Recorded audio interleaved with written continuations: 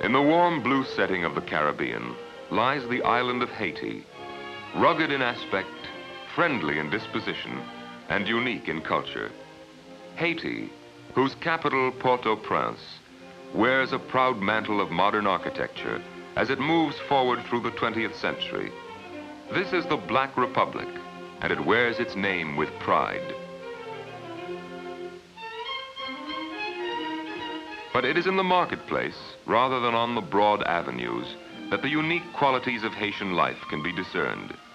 This is a thoroughly individual nation. Its life patterns have been woven of diverse threads. The African tribe, the teeming slave ship, the French plantation, the rebellious masses, the independent people. Here life overflows with enormous vitality, with rhythm, color, humor, and grace.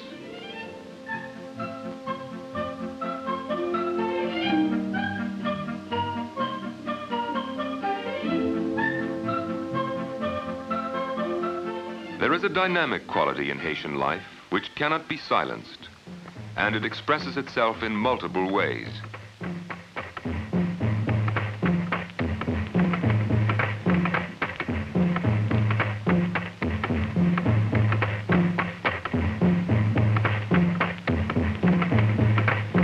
Music, it's as basic as breathing, the very heartbeat of Haiti. Dancing, it is inevitable in this land where rhythm runs too deep to be contained. And most recently, the visual arts, a glorious new outlet for a people possessing so fresh a sense of color and design, such vitality and humor, such clarity and originality of perception. Haitian painting is the expression of a people who must be heard. It's an expression which has won the acclaim of the whole world, but always its roots remain purely and deeply set in the Haitian earth.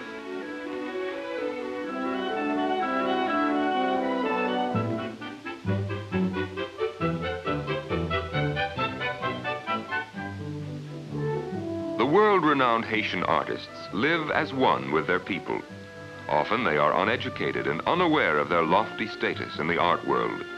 They are primarily primitive painters, capturing life on canvas as they see it, distorting unintentionally, violating rules of which they are unaware. Castera Bazile is an outstanding Haitian primitive who began as a houseboy to DeWitt Peters, the man who discovered and nurtured Haitian art. Bazile is largely self-taught. He is an artist with a deep dramatic sense who has carried his sensitive, richly colorful style to a high point of achievement.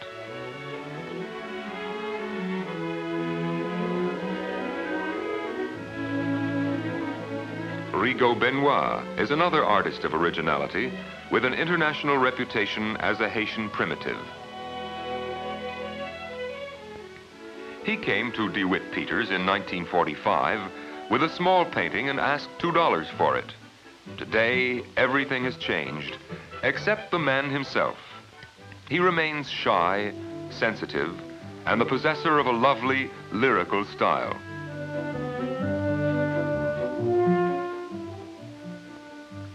This is the home of Wilson Bigaud, perhaps the most brilliant and technically advanced of the Haitian primitives. Bigaud was brought to DeWitt Peters in 1946 and was put in an art class for children, where he revealed extraordinary talent. Bigaud's work is sharp and vivid. He is a realist who delights in illustrating Haitian life. His canvases possess a stature and a universal appeal which mark him as a developing master.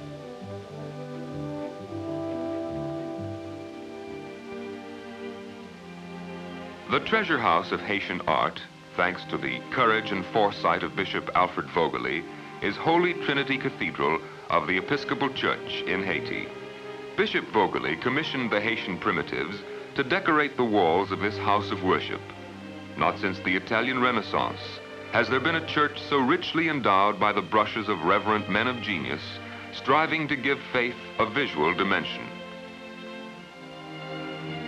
Under the direction of DeWitt Peters and Selden Rodman of the Santo d'Art, the apse of the cathedral was painted first, with a crucifixion of Christ painted over the altar by Philomé Aubin.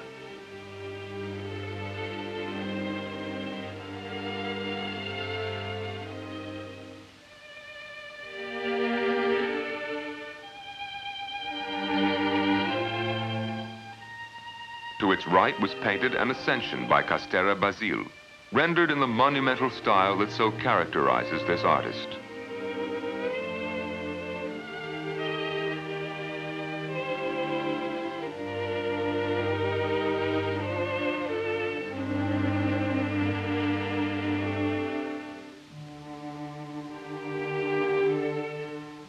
In the left panel of the apse, Rigaud Benoit painted a nativity in his essentially decorative style, laboring with intense care on the tiniest details of his work.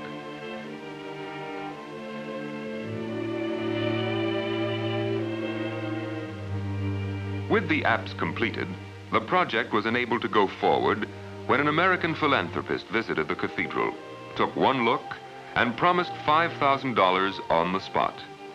Now, a marriage feast of Cana was done by Wilson Bigaud, one of the most remarkable murals ever painted in the Western Hemisphere. The painting is permeated with a profound religious conviction, although it contains a wealth of documentary detail. Here at this biblical marriage feast are the slaughtered pig and the squabbling chickens of the Haitian farm.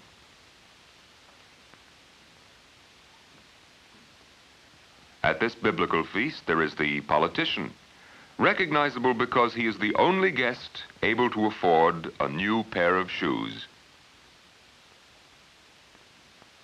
For this Haitian primitive painter, no feast is possible anywhere without drums. Indeed, there is a complete Haitian band present, bearing their indigenous instruments.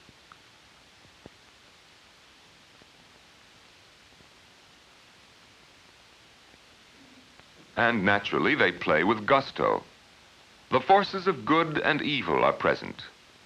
There is the chicken thief and the pursuing arm of the law. Among those present at Bigaud's remarkable marriage feast are a rich cross-section of Haitian life, characters earthy and real. And yet, rising from their midst is that magnificent figure which is of life and yet beyond it, the very presence of whom makes this a profound piece of Christian art inspired by a genuine passion.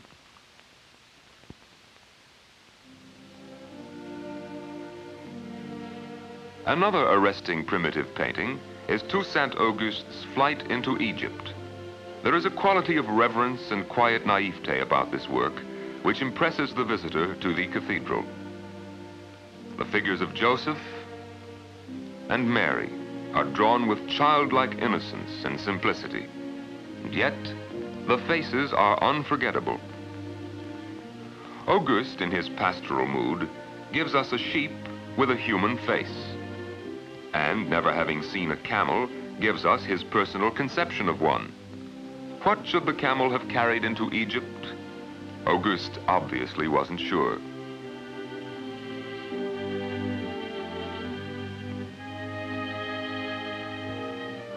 In the chapel and south transept, the panorama of paintings continues.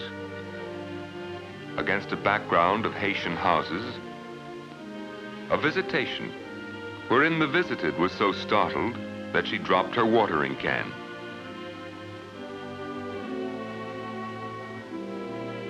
A brilliantly colored and lyrical annunciation.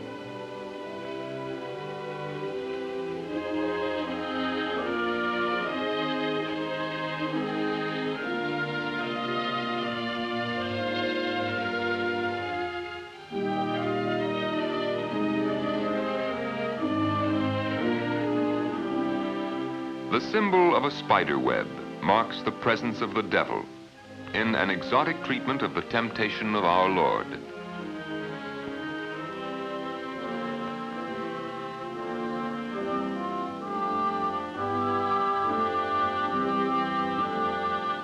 Another childlike conception by Toussaint Auguste, dreamlike and yet movingly sincere, the temptation of Adam and Eve in the Garden of Eden, with an incredible but memorable Satan at work.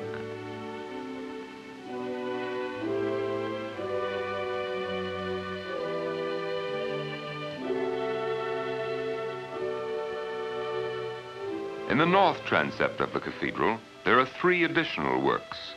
The Last Supper by the more restrained and disciplined genius of Philomé Aubin.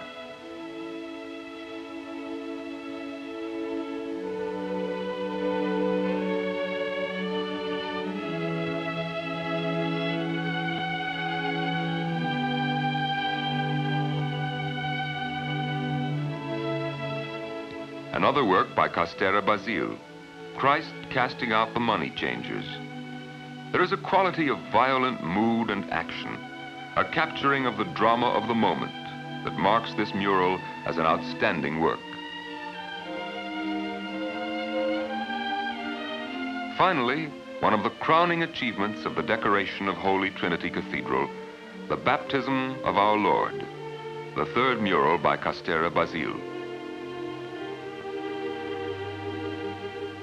Here at the waterfall, where the great event occurs, Haitians launder and carry baskets, caught by the artist in monumental positions, common people assuming an heroic stature. And yet, despite the solidity of the figures, the work is a flowing thing, poetic in composition, delicately rendered. It is another great achievement in religious art, another masterpiece produced by the Haitian Primitives. The historic project at the cathedral goes on as Haitian artists are given the opportunity to create works to be permanently exhibited in a public place, works that will never be sold or leave the land. Jasmin Joseph, a primitive sculptor, has been commissioned to do 3 ceramic windows and to decorate the choir gallery with sculptured bricks. This is the work of another man of the people, self-taught, patient, humble. It is magnificent, although Jasmin Joseph doesn't think so. He has simply expressed himself in the only way he knows, through his fingers. And since it is the saints of whom his fingers have spoken, they have spoken with reverence. Haitian art was born on that unique island, but it belongs to the world. Through the veneer of its primitivism lie beauty and truth for all mankind to see, and thereby grow enriched in spirit.